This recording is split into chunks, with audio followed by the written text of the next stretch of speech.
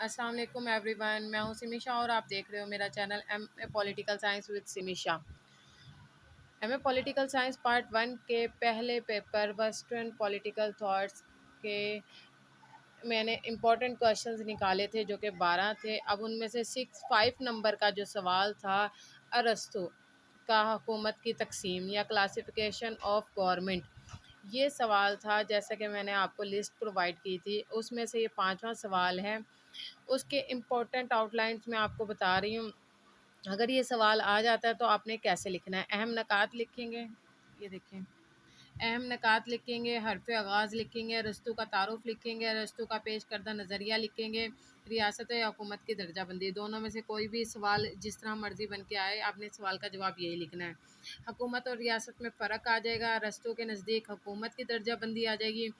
Number اسے تین حکومتیں بیان کی تھی، ملوکیت کی تھی جسے بادشاہت بھی کہتے ہیں، اشرافیہ ہوگی، اور دستوری حکومت یعنی کہ جمہوری حکومت۔ ارسطو کے نظریہ حکومت کی درجہ بندی کا نقشہ بنائیں اس کا، اور حاصل کلام لکھ کے اس سوال کو کمپلیٹ کر دیں۔ یہ دیکھیں ارسطو کا حکومت کی تقسیم درجہ بندی کا آؤٹ لائن یہ اتنی سی ہی ہے۔ اب میں آپ کو اپنا وہ سوال دکھاتی ہوں جو کہ میں نے اٹیمپٹ کیا ہوا ہے، نوٹ سے بنایا ہوا ہے۔ دیکھو ارسطو حکومت کے درجہ بندی وہی میں نے آؤٹ لائن دی ہوئی ہے، پھر اس کو میں نے کس طرح لکھا ہوا ہے، اس کی بک میں پولیٹکس میں اس کی ایسے یہ نظریہ پیش کیا ہے۔ ارسطو حکومت کی ڈیفینیشنز لکھی ہیں ریاست کی، اور پھر حکومت کی اقسام لکھ دیا، جیسے کہ میں نے کہا تھا مونارکی، ارسٹوکریسی اینڈ دستوری حکومت، پولائٹی۔ ارسطو کے پیش کردہ نظریہ کا حکومت کا نقشہ، یہ میں نے اس کو چھوٹا سا کر کے اس کو نقشہ بنا دیا، یعنی کہ یہ میں نے صرف 2 پیج پہ ہی اس کو کمپلیٹ کیا ہے، نوٹس بنانے کی شکل میں لکھا ہوا ہے۔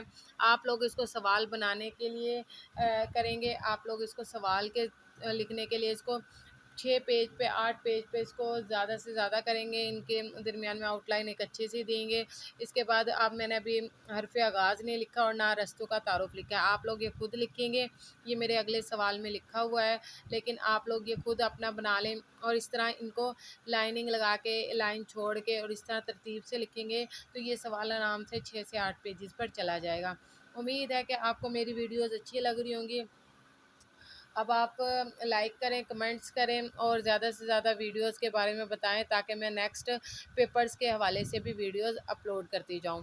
اپنا خیال رکھیے گا، اللہ حافظ۔